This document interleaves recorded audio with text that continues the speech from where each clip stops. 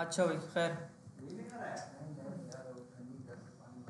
अच्छा भाइयों, last class में हमने रिएक्ट का ओवरव्यू कर लिया था और ये देखा था कि रिएक्ट क्या होती है, रिएक्ट को कब बनाया गया, रिएक्ट को किसने बनाया। किसने बनाया? फेसबुक ने। फेसबुक ने बनाया। और कब बनाया? कब बनाया? 2000 कुछ बात होगी ऐसी। 2013। 2013 में।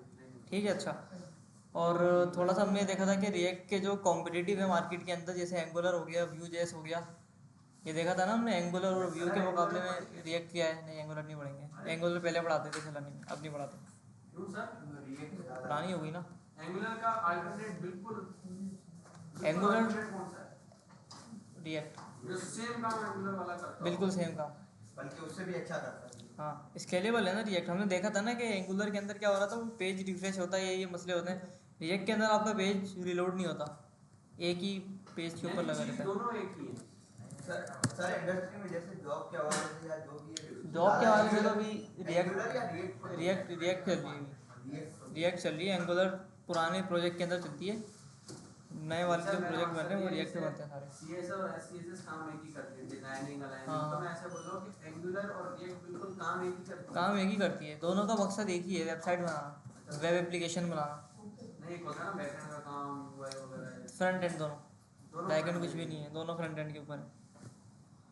ठीक है। अच्छा, रिएक्ट की हमने एक अच्छी सी मिसाल यहाँ देखी थी कि अगर आप रिएक्ट की किसी एप्लीकेशन के ऊपर आके वन पेज किसी भी राउटिंग वगैरह को करते हो, आगे पीछे जाते हो पेज पे, तो क्या होता है वहाँ पे आपका पेज रिफ्रेश नहीं होता है ना।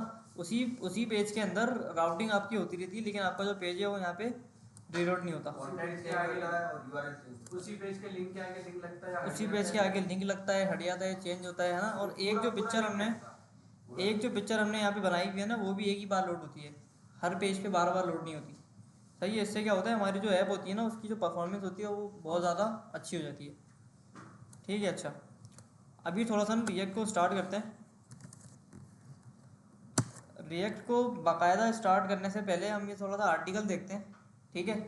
इस आर्टिकल के अंदर रिएक्ट का ओवरव्यू दिया हुआ है, कोड वगैरह थोड़ा सा समझाया हुआ है इन्होंने कि रिएक्ट का कोड आपने कैसे करना है, प्रैक्टिस कैसे करनी है। फिर उसके बाद जब हमें समझ आ जाएगी, फिर हम प्रॉपर रिएक्ट के अंदर जाके रिएक्ट की एक पूरी एप्लीकेशन बनाएंगे, नोड जेएस से, एनपीएम से। ठीक है। और फिर उसके अंदर हम सारे काम करेंगे। अच्छा, सबसे पहले तो साथ रहिएगा, डरना मत। इधर आओ ज़रा। इन्होंने यहाँ पे एक मिसाल देके समझाया है कि जब आप यहाँ पे आके कुछ चेंजेस करते हो ना, तो पेज आपका एक कोई रिफ्रेश नहीं होता, और यहाँ पे क्या होता है, डिफरेंट डिफरेंट काम आपके बगैर रिलोड किए हो जाते हैं। ठीक है। सर वो पेज वो कर रहा है, लेकिन ऊपर लिंक वही है। हाँ, लिंक वही है। ये देखो डेव के ऊपर आया ये, अब ये राउटर के ऊपर आया, तो सारा काम इसका एक ही बिल्कुल सिंगल पेज के ऊपर हो रहा है, एक ही यूआरएल के अंदर हो रहा है। Yes sir. ठीक है। लिंक से है। अच्छा, आगे आओ ज़रा। What is react? React is a UI library created by Facebook. ठीक है। रिएक्ट क्या है, ये कहता यूआई की लाइब्रेरी है, यानी यूज़र इंटरफेस की, यानी फ्रंट एंड बनाने की एक लाइब्रेरी है, जो किसने बनाई है? फेसबुक ने बनाई है। अच्छा, आ गया। It help you create interactive web applications made up of components. ये लाइन समझना। It helps you to create interactive web applications. What is an interactive web application? User को अपने पास खींचे। हाँ दोस्त, यूजर्स को। भाईजान मोबाइल अंदर। इंटरैक्टिव वेब एप्लीकेशन क्या होती है? थोड़ी देर में कहते हैं। इंटरैक्टिव वेब एप्लीकेशन क्या होती है? इंटरैक्ट करे। कैसे इंटरैक्ट करे? सर मतलब खींचे अपनी तरफ यूआई में क्या? यूआई पे कोई एक्शन हो, खींचे या फिर उनको मिलाए आपस में, ऐसा कुछ। खींचे मिलाए। अभी जो हम वेब बनाते हैं ना, वो होती है वेब का जो टेक्नोलॉजी है, वो होती है वेब 2.0। ठीक है। वेब 2.0 या 2.0 कह लो। अच्छा, एक होती है वेब 3.0, हाँ सर सुना है ना, जिसमें ब्लॉक चेन की इंटीग्रेशन हो रही होती है या कुछ काम ऐसा हो जाता है, तो वो तो खैर आगे की चीज़ है। है गवर्नर से करवा रहे अभी जो चल रहा है ना, वो चल रहा है वेब 2.0। ठीक है। इसके अंदर होती हैं इंटरैक्टिव वेब एप्लीकेशंस, और एक होता था पहले वेब 1.0। 1.0 के अंदर, या 1.0 के अंदर क्या होता था कि आपकी ना इंटरेक्शन नहीं होता था वेबसाइट से।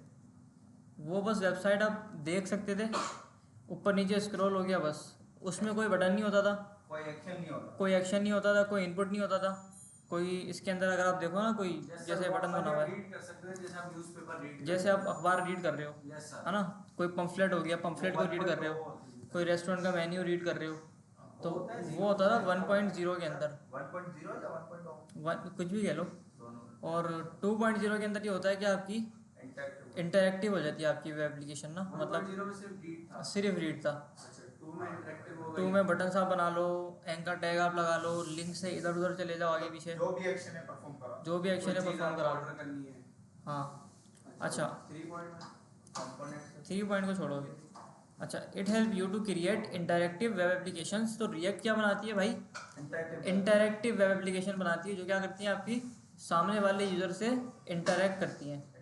ठीक है ना, यूज़र क्या करता है उसके अंदर आके अपना नाम लिख सकता है, या कोई भी बटन पे क्लिक करता है तो कोई भी चीज़ वहाँ से उड़ के आ सकती है उसके पास, तो ये वाली चीज़ है। अच्छा, made up of components. React किस पे काम करती है भाई? कंपोनेंट्स के ऊपर काम करती है। अब कौन मुझे बताएगा कि व्हाट इज़ अ कंपोनेंट?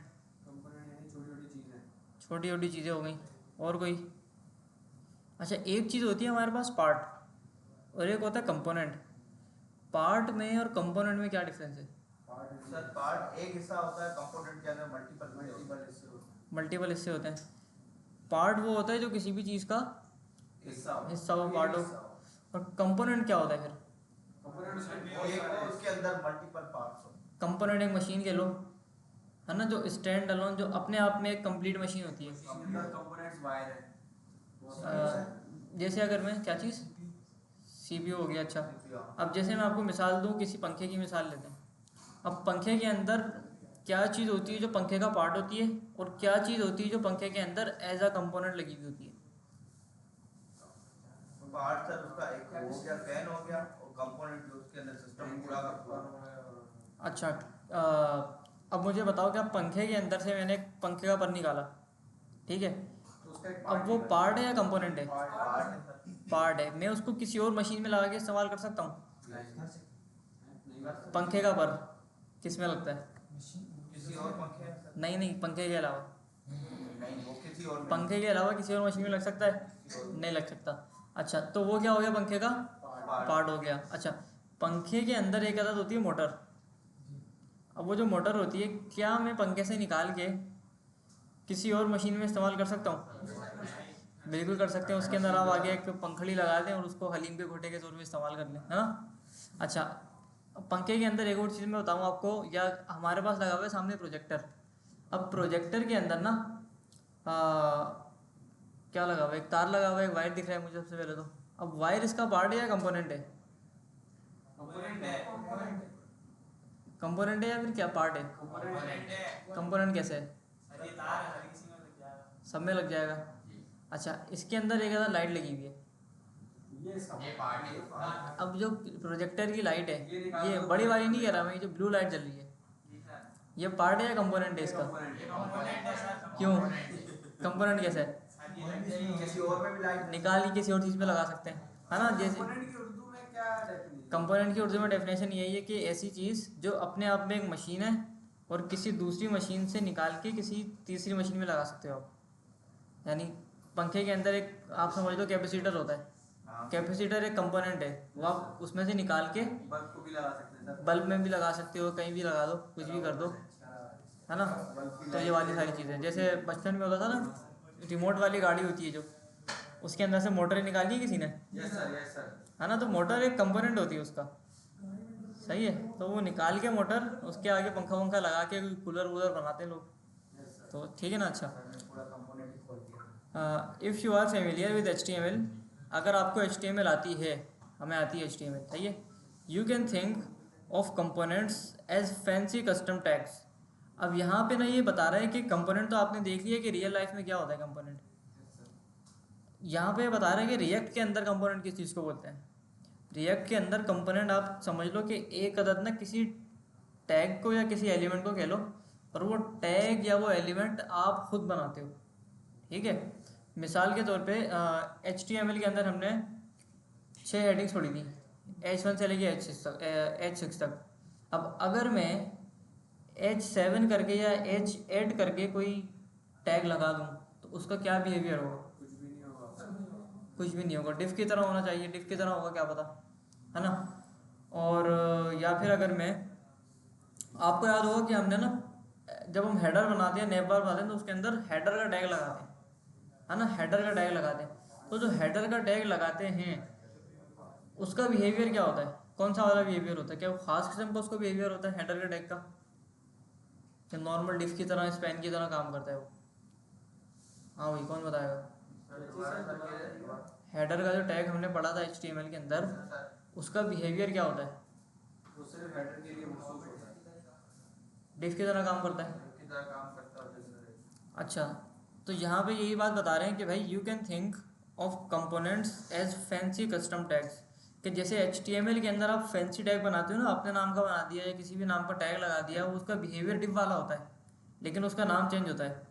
तो रिएक्ट के अंदर भी ऐसा ही होता है कि आप क्या करते हो, किसी भी नाम का कंपोनेंट बनाते हो, किसी भी नाम का आप टैग बनाते हो अपना, उसका जो बिहेवियर होता है वो आपकी मर्ज़ी के हिसाब से होता है कि उसका बिहेवियर क्या होगा आगे से ना, वो आप खुद बताते हो उसको, और उसको फिर आप हर जगह पे इस्तेमाल कर देते हो।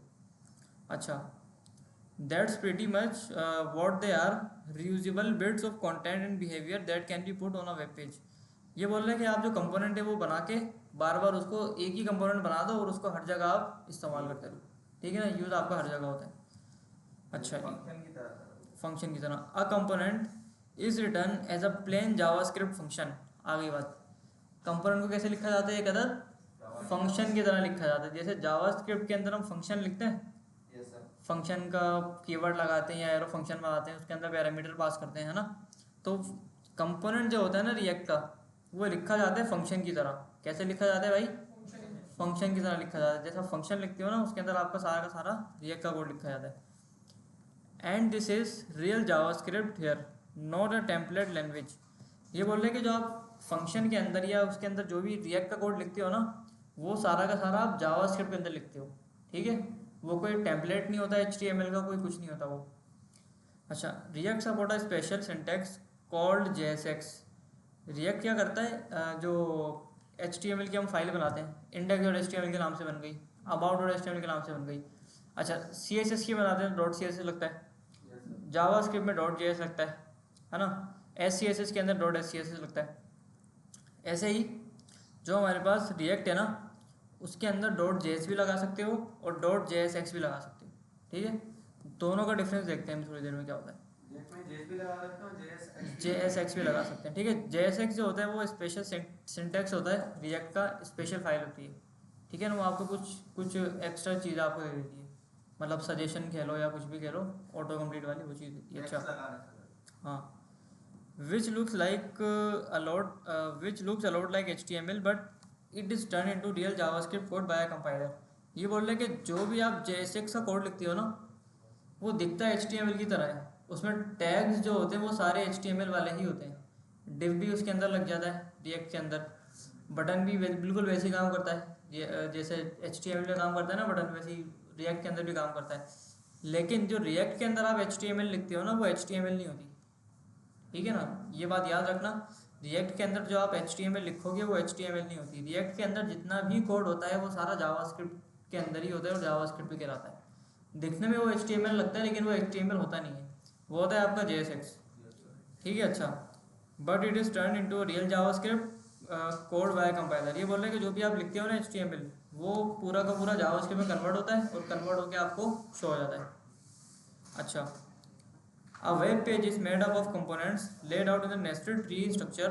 ये बोल रहे हैं कि जो वेबसाइट जो होती है ना, वो हमने देखा था कि एक ट्री स्ट्रक्चर के अंदर बनी होती है। हाँ भाई, याद है किसी को? क्या वो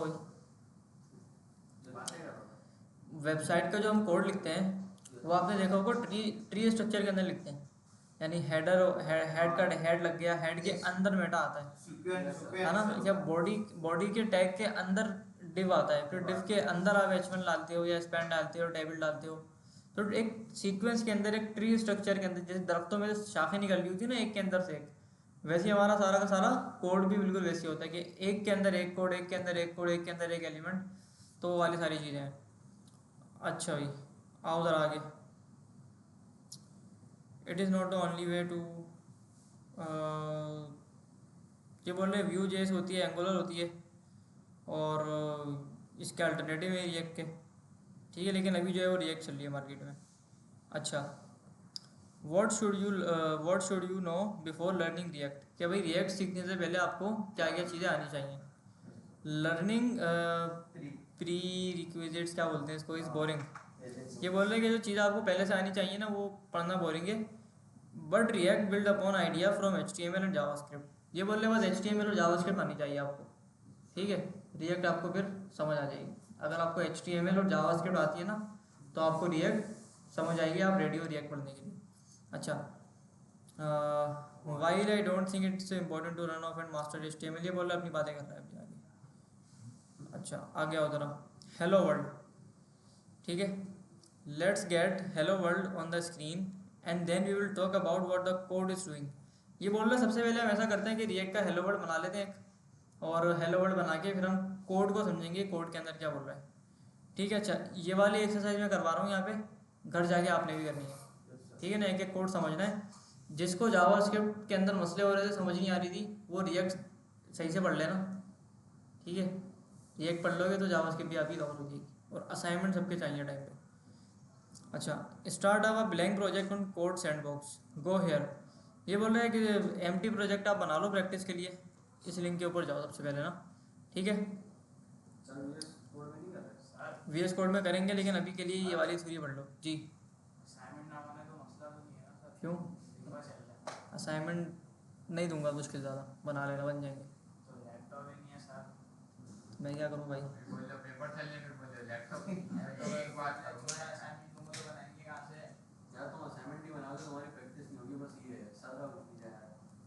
सिंपल बात है। क्या भूल जाओगे भाई, नहीं बनते बाद में, एक एक घंटे की वीडियो होती है, 100 से ऊपर वीडियो है मेरे चैनल में। सर आपकी वीडियो बड़ी हेल्पफुल है, मुझे कोई मसला आता है मैं वीडियो देखता हूँ डायरेक्ट, फोन क्लियर हो जाता है। सर मैंने वो पेज सेट वाली वीडियो 4 से 5 दफा देखी हुई है, 2.5 घंटे की वीडियो। कौन सी वाली? वो लॉगिन फायरनेस वाली वीडियो आपने। अच्छा, तो भाई जब तक प्रैक्टिस नहीं करोगे ना, जब तक समझ कोई चीज़ नहीं आएगी आप लोगों के। प्रैक्टिस जो लोग करते हैं क्लास में, उनके असाइनमेंट मुझे मिल जाए ना टाइम पे, उनकी चीज़ें भी समझ आ रही होती हैं। जो प्रैक्टिस नहीं करते वो फिर बोलते हैं कि समझ नहीं आ रहा, ये तो प्रैक्टिस करोगे तो ही चीज़ समझ आएंगी आपकी। अच्छा, start a blank project on code sandbox, go here. अच्छा, इस पर हमने क्लिक कर दिया और हमें क्या करा इसने, एक अदद रिएक्ट का पूरा प्रोजेक्ट हमें बना के इसने दे दिया। सर ये डाउनलोड तो नहीं करनी पड़ती ना ये? नहीं डाउनलोड नहीं करनी चाहिए, नोट जेएस आपके पास है ना इंस्टॉल, हां बस उसी के डॉट लगा के काम हो जाता है बस। हाँ। डॉट जेएस एक्सेस दिया, चलो नहीं, इसकी ऐप पूरी आपको बनाना पड़ती है, देखेंगे पूरी ऐप बनती है इसकी, लेकिन ये पूरा कोड स्ट्रक्चर रिएक्ट देता है, अभी देखते हैं ना इसको थोड़ी देर में। अच्छा, the project will have app.js open. ये बोल रहा है कि प्रोजेक्ट के अंदर ना app.js की फाइल आपकी ओपन होगी, ठीक है, ओपन हुई है। Close that, you we don't need it, you can even delete it. ये बोल रहा है आप क्या करो, सबसे पहले इसको बंद कर दो, ठीक है ना, हमें इसकी नीड नहीं है, इसको बंद कर दो। अच्छा, बंद अगर आप कर रहे हो ना इसको, तो बंद करने के बाद आप क्या करो, इसको डिलीट भी कर सकते हो, ठीक है। Close that, we don't need it, you can even delete, ठीक है। तो हम क्या करते हैं, इसको या तो आप उड़ा दो, या तो हमें इसकी नीड ही नहीं है, तो इसको ऐसा करते हैं उड़ा देते हैं। उड़ती कैसे है ये? सर वो डिलीट का वो बटन दबाएं, उस पर क्लिक करें। ये नहीं इस पर एक दफा क्लिक माउस करें रखें उसी में और डिलीट का बटन दबाएं, क्लिक करें बस माउस बटन डिलीट, बस डिलीट का बटन दबाएं। दबा दिया, क्यों नहीं चलता? चलो खैर बंद कर देते हैं, सिर्फ डिलीट हमें ऐसे भी नहीं करना। अच्छा, select index.js from the left panel. ये बोलो लेफ्ट पैनल पे ना index.js नाम की फ़ाइल पड़ी होगी, ये रही, ठीक है, ये खोल लो आप। अच्छा जी, खोल ली। इसके बाद कह रहे हैं कि भाई hold your breath and delete the entire content of the index.js file. बोल रहे हैं सांसों को थामो और index.js की फाइल में जितना भी कोड है वो सारा का सारा आप उड़ा दो, ठीक है। पहले इसने सर ऐप डॉट फाइल बनवाई, फिर डिलीट करवाई, फिर कोड लिखवाया, फिर delete साइन इन करना पड़ेगा। सर ये हमें भी यहाँ से ये करना पड़ेगा। हाँ, ये प्रैक्टिस करना पड़ेगी, आप कर जाके। डायरेक्ट सर VS कोड से नहीं, मतलब यहाँ पे करनी है? नहीं, अभी यहाँ पे करो स्टार्ट में, फिर हम VS कोड पे चले जाएंगे। सर उसमें थोड़ा मुश्किल है, इसमें VS कोड है, मैं कर रहा हूँ। क्या कर रहे थे? ये ये कर रहा हूँ। ये easy है। हैं? हाँ, ये बहुत सफेद है, उसमें वो कमांड चलाने की चीज़ है। मतलब तुम मेरा ये जो बैठे हो, एडवांस पे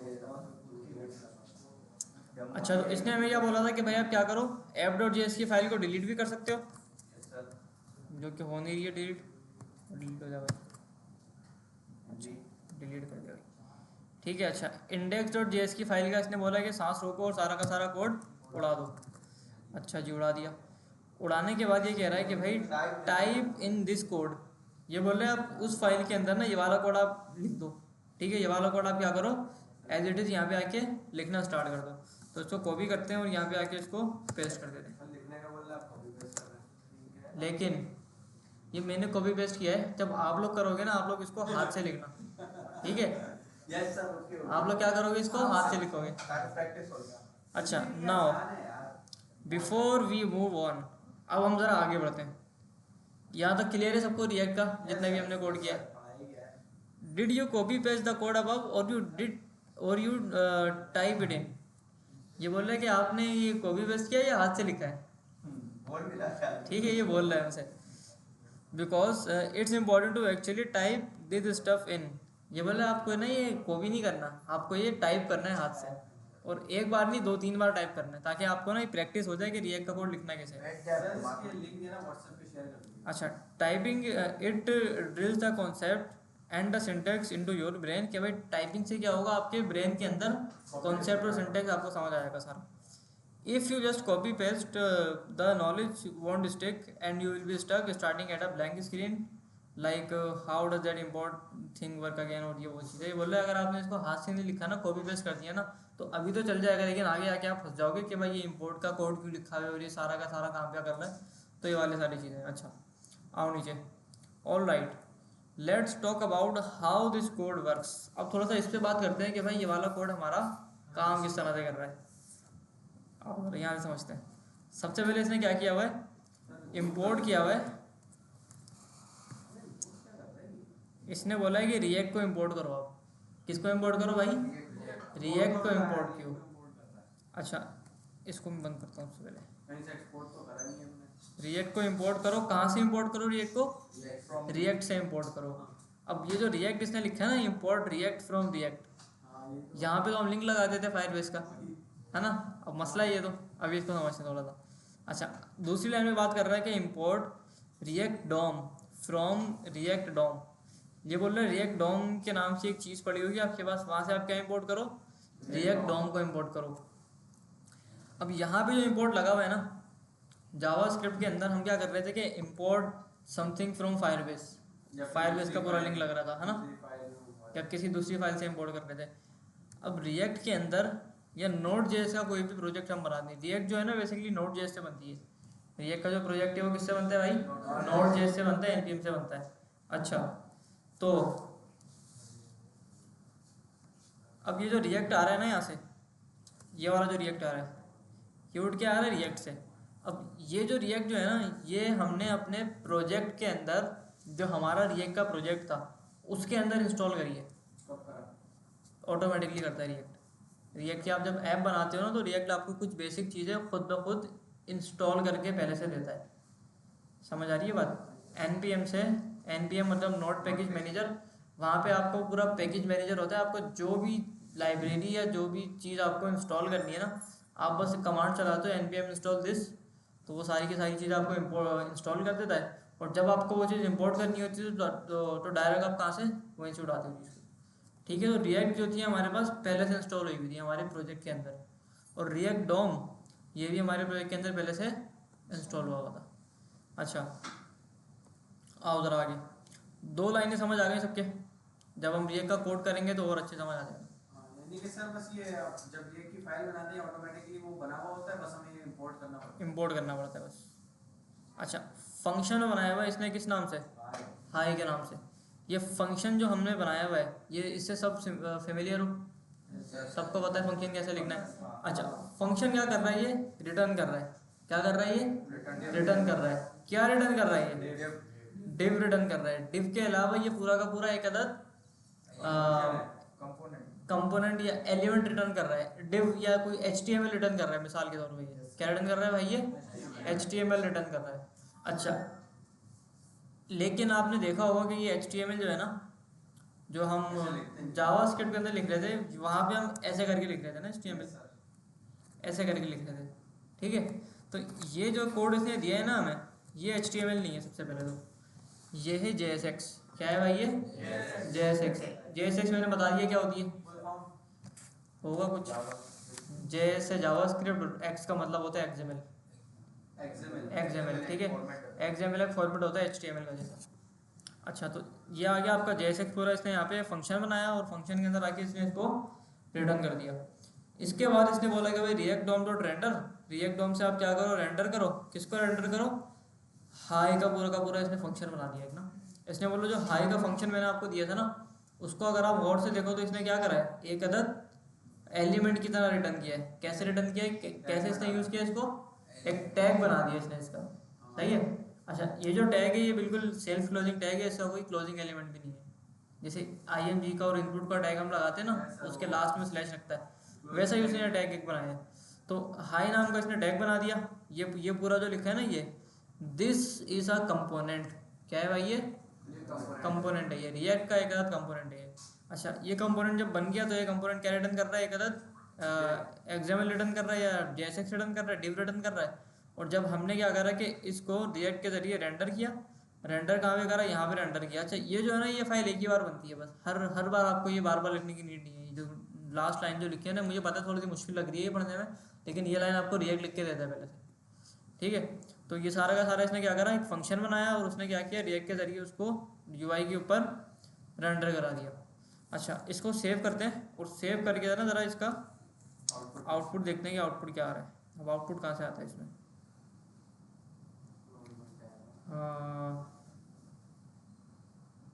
यहाँ से आता है।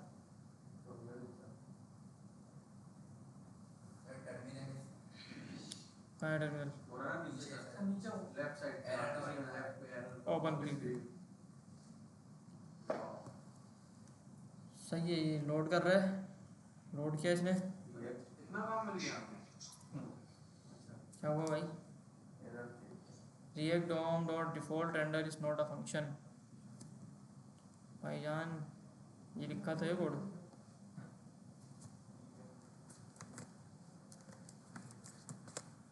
सर बंदा मुझे मजाकिया लग रहा है, गलत ना लिखा हो। नहीं, गलत क्यों लिखेगा?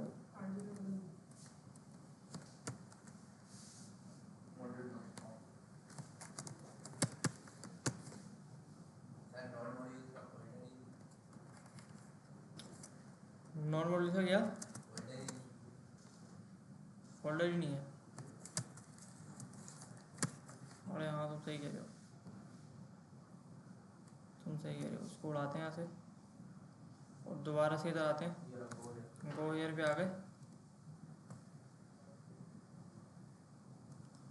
अच्छा, इसने क्या बोला था कि ये वाला सारा कोड आप पकड़ो और इसको कहाँ डाल दो? ऐप के अंदर डाल दो,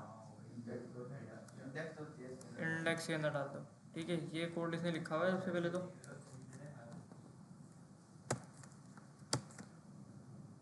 चलो,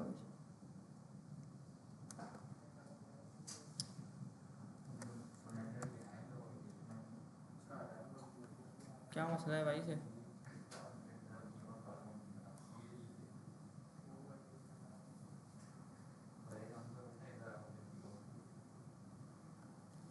The screen is in development, will not appear in the app crashes production। सबर यार, एक मिनट रुको, मैं इसको सही करता हूँ। चलो खैर,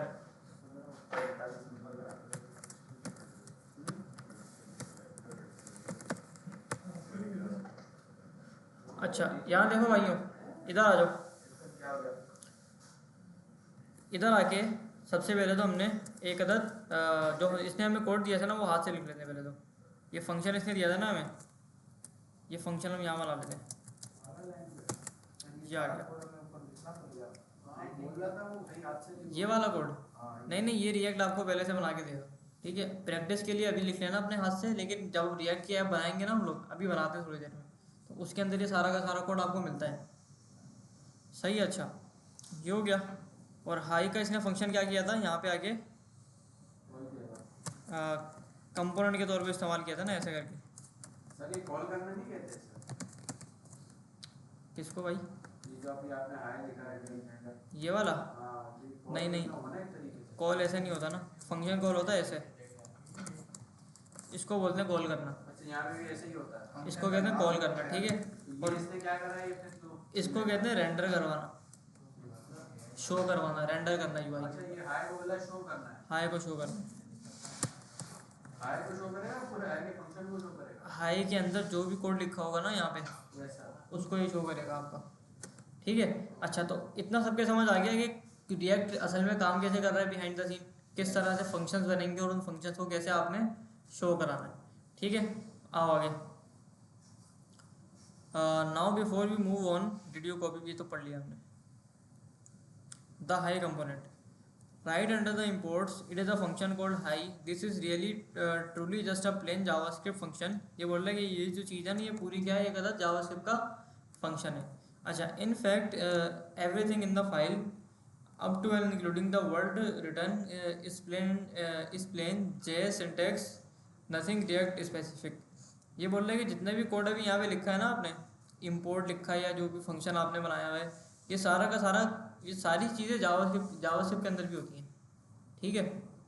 तो इसमें कोई नई बात नहीं है। अच्छा, अब आओ ज़रा नीचे आओ। ये बता दिया इसने रेंडर यहाँ पे ऐसे हो रहा है ये, और रेंडर होने के बाद क्या हो रहा है भाई, रेंडर होने के बाद ये बोल रहा है कि भाई अब आपकी बारी है, ठीक है, योर टर्न।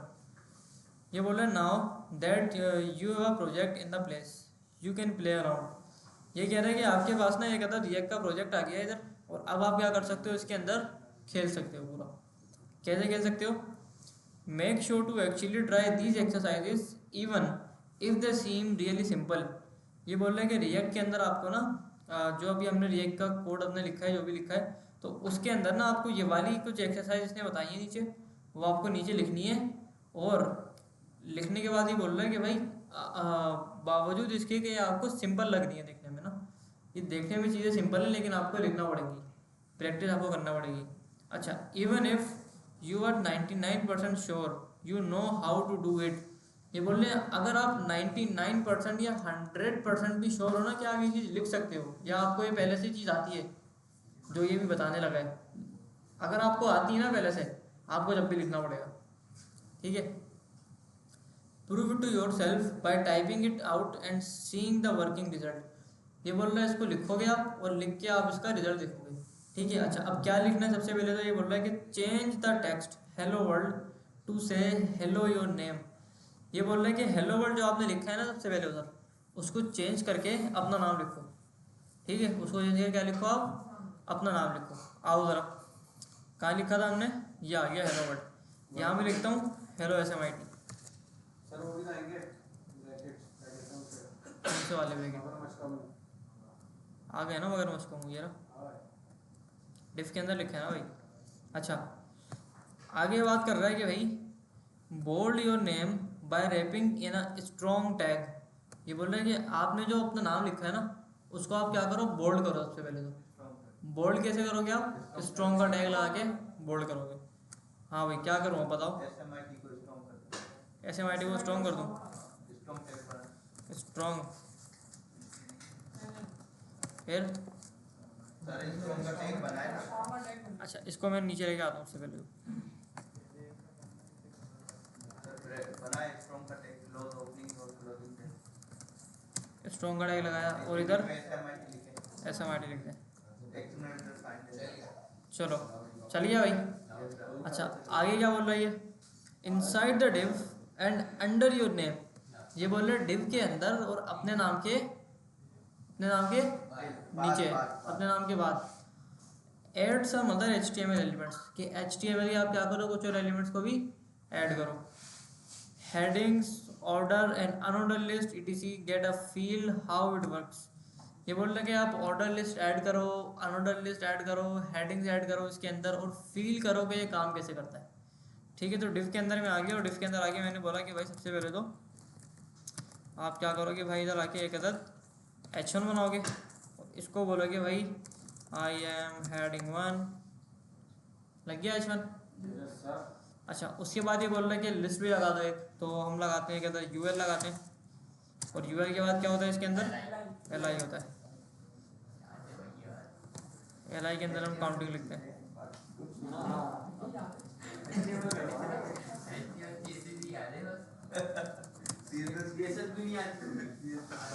ठीक है, अच्छा इधर भाई इधर देखो यार, यहाँ पे क्या हुआ, हमने क्या करा, हेडिंग के नीचे आके लिस्ट भी ऐड कर दी। अच्छा, सबके समझ आ रहा है ना ये कोड कैसे लिखा जा रहा है, कोई मुश्किल तो नहीं हो रही। फंक्शन के अंदर हम HTML लिख रहे हैं बस, ठीक है। अच्छा, इसके बाद ये कह रहा है कि भाई I mention that you can put real JavaScript code inside the JSX। ये कह रहा है कि मैंने आपको स्टार्ट में बताया था कि आप क्या कर सकते हो, इस जो JSX आप लिख रहे हो, जो HTML या JSX कह लो इसको, ये जो भी चीज़ आप लिख रहे हो ये पूरी क्या होती है, जावास्क्रिप्ट होती है। इसके अंदर आप जावास्क्रिप्ट को भी लिख सकते हो। ट्राई दैट आउट, इसको ट्राई करते हैं। Inside the div insert a JS expression surrounded with single brackets like this and this। ये बोल रहा है कि आपने जहाँ पे HTML लिखी है ना भाई इधर div के अंदर, तो div के अंदर आप क्या करो भाई, div के अंदर ना आप 2 अदद ब्रैकेट्स लगाओ, ठीक है। इस चीज़ को गौर से समझना, सब लोग गौर से समझोगे तो समझ आएगी। div के अंदर आगे आप क्या करो, एक अदद ये वाला ब्रैकेट लगाओ और एक अदद ये वाला ब्रैकेट लगाओ, ठीक है। अब इसके अंदर क्या बोल रहा है, ये लिखो आप 5 + 10, क्या लिखो आप 5 + 10। अच्छा, मैंने बोल दिया, लिख देते मैं, आ जाओ, 5 लिखा आपने +10, ठीक है। 5 + 10 क्या हो गया भाई, ये 15 हो गया। 15 कैसे हुआ, क्योंकि हमने ब्रैकेट के अंदर लिखा है, ठीक है। रिएक्ट के अंदर, रिटर्न के अंदर जो भी आप HTML लिखते हो, उस HTML के अंदर आपने ब्रैकेट्स के अंदर, इन ब्रैकेट के अंदर जो भी चीज़ डाली है ना, उसको रिएक्ट जावास्क्रिप्ट की तरह से बिहेव करता है और उसको सॉल्व करने की कोशिश करता है, ठीक है। करली ब्रैकेट्स के अंदर ये वाली चीज़ अगर मैं बाहर लिखूंगा ना, करली ब्रैकेट के बाहर 5 + 10,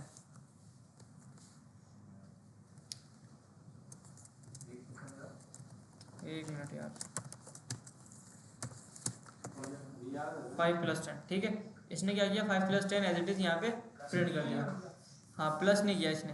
प्लस क्यों नहीं किया, क्योंकि हमने इसको डायरेक्टली यहाँ पे ऐसे लिखा था। कर्ली ब्रैकेट में पूरा जावास्क्रिप्ट बन जाएगा, करली ब्रैकेट में पूरा सॉल्व करेगा ये। अच्छा, अब अगर मैं इसको करली ब्रैकेट के अंदर कर दूँ, अब देखो ये सॉल्व हो जाएगा, 15 हो गया। समझ आ गई बात सबके। तो यहाँ पे क्या हुआ कि कोई भी आपने एक्सप्रेशन अगर करली ब्रैकेट के अंदर लिख दी, तो उसको रिएक्ट क्या करेगा, जावास्क्रिप्ट क्या करेगी, आपका सॉल्व करने की कोशिश करेगी। और अगर वो आपने रन कर देगी, और अगर आपने उसको उसमें नहीं लिखा, तो आपको एज इट इज़ वो वहाँ पे शो करा देगी। अच्छा, जैसे कि यहाँ पे 2 लिखा है ना मैंने, अब अगर इस 2 को मैं करली ब्रैकेट्स के अंदर डाल दूंगा ना, तो अब इस 2 को क्या करेगी, सॉल्व करने की कोशिश करेगी, ठीक है। और ये जो हमने TWO2 लिखा है ना, अब इसको एक वेरिएबल के तौर पे लेगा। ये किसके तौर पे लेगा भाई, वेरिएबल के तौर पे लेगा, ठीक है। सर तू वहां भी लिखा, कहाँ लिखा हुआ है भाई, 2 को क्या करेगा, ये एक अदद वेरिएबल के तौर पे समझेगा। 2 के नाम का वेरिएबल मैंने बनाया हुआ है, नहीं बनाया, तो इसने बोल दिया कि भाई 2 इज़ नॉट डिफाइंड। तो 2 के नाम का वेरिएबल बनाते हैं, सबसे पहले तो बाहर ही बना लेते हैं, const 2 = IM2, ठीक है। ये देखो, समझ आ गई बात। तो अब यहाँ जो हमने 2 लिखा है ना करली ब्रैकेट्स के अंदर, ये बना दिया इसने वेरिएबल। और अब ये वेरिएबल कहाँ से उठ के आ रहा है, ये उठ के आ रहा है यहाँ से। समझ आ गई बात सबको, इतना कोड समझ आ रहा है सबका, रिएक्ट का कैसे काम कर रहा है रिएक्ट। टेम्पलेट लिटरल नहीं चलते बिल्कुल ऐसे, नहीं चलते, जैसे जो डॉलर करके हम लगा देते हैं ना, तो यहाँ पे वो चलता नहीं है। चलता है वो दूसरे को भी चलता है रिएक्ट के अंदर, लेकिन यहाँ पे नहीं चलता। चलिए ज़्यादा अच्छा तरीका है। अच्छा, ये समझ आ गया सबके, आगे आओ ज़रा। ये बोल रहा है कि भाई want to style it with the CSS। ये बोल रहा है कि आपको इसके अंदर CSS भी लगानी है, यस और नो, लगानी है, ठीक है। Instead of using the class property like you would in HTML। ये बोल रहे हैं कि जैसे HTML के अंदर हम क्लास दे देते हैं ना, रिएक्ट के अंदर आप दोगे आज के बाद क्लास नेम। क्या दोगे भाई, क्लास नेम दोगे। आओ ज़रा इस डिफ को पकड़ते हैं, या इस H1 को पकड़ते हैं और इसको बोलते हैं आपका क्या होगा भाई, क्लास नेम होगा। ठीक है, इसको क्लास का नाम देते हैं। इसको बोलते हैं भाई माई हेडिंग आपकी क्या है, क्लास है। समझ आ गई सबको इतनी बात। अच्छा, ये हमने इसको क्लास दे दी है गलत।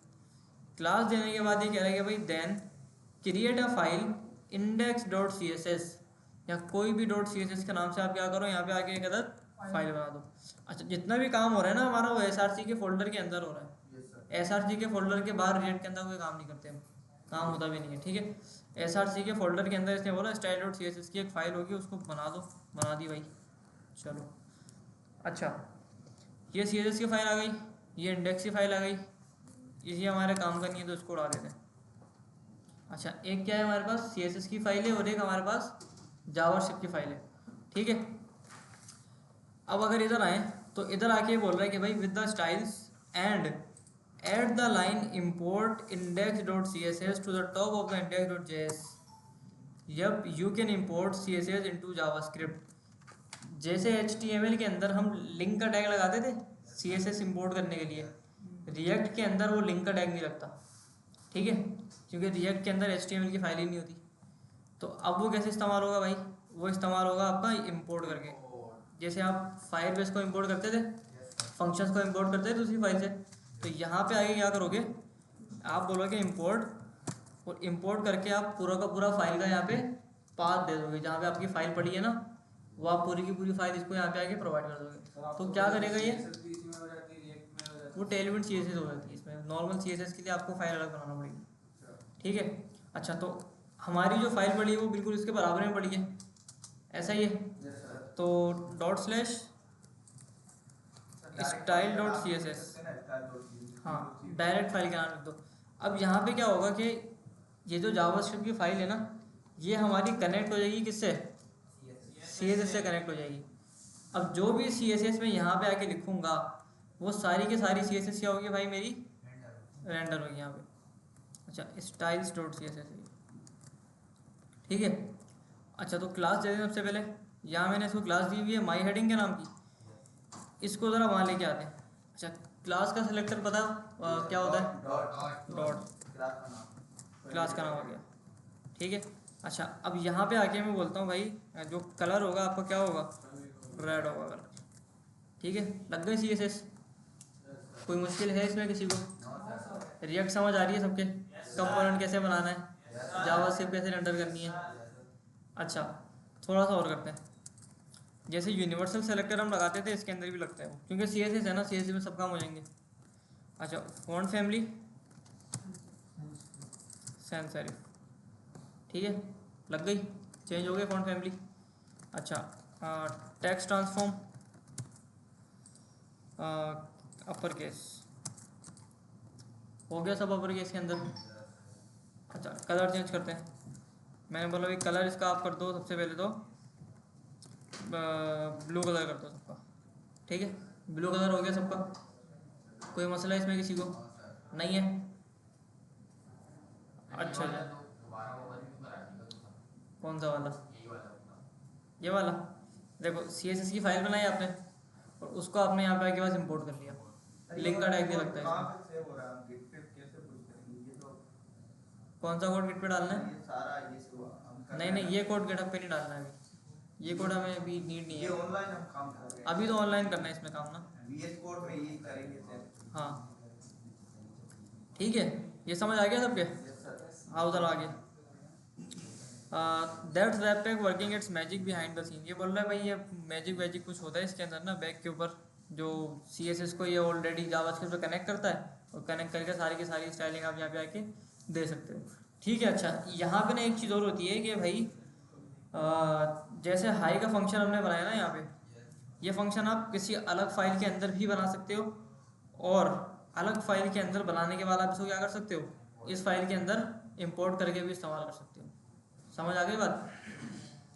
अच्छा, इसके अलावा जैसे यहाँ पे हमने style dot C S S बनाई है ना, इंपोर्ट की है, तो बिल्कुल उसी तरह से आप एक से ज़्यादा सी एस एस की फाइल भी यहाँ पे आके इंपोर्ट कर सकते हो। ठीक है, तो एक से ज़्यादा सी एस एस की फाइल भी इसके अंदर बिल्कुल अलाउ होती है करना। आओ ज़रा आगे क्या बोल रही है, बस यहाँ तक ही था बस ये। रिएक्ट को VS कोड पे कैसे सेटअप करेंगे। अभी इतना कोड सबके समझ आ गया। अभी हम देखते हैं कि रिएक्ट की जो एप्लीकेशन है वो तो हमने ऑनलाइन काम किया सारा ना कोड समझने के लिए। अब ये देखते हैं कि रिएक्ट का जो कोड है वो हम अपने पर्सनल VS कोड के अंदर कैसे ला सकते हैं।